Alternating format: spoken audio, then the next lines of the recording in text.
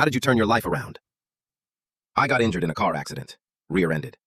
Lost my business, and my wife of 19 years eventually left for another man, leaving behind a 17-year-old daughter and 2-year-old son. No job, no car, no money. 2 kids and $2,000 a month in rent coming due. 2 days after she left, I took my real estate license test. I passed.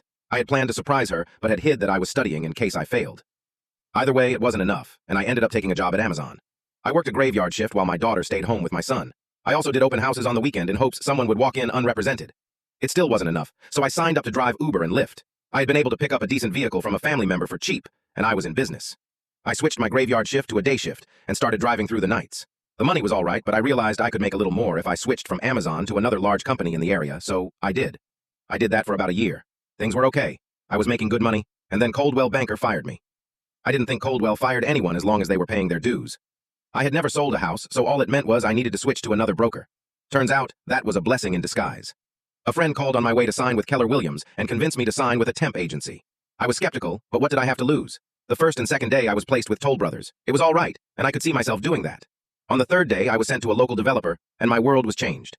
The broker of record and the local developer took me under their wing. After a few months, they hired me away from my temp broker, gave me a salary and commissions, and provided me with an opportunity to change my kids' lives forever. I was able to go from working 4 jobs to just 1, and I have learned more about myself than I could have ever imagined possible. It's been 3.5 long years, but I wouldn't change a thing if I could.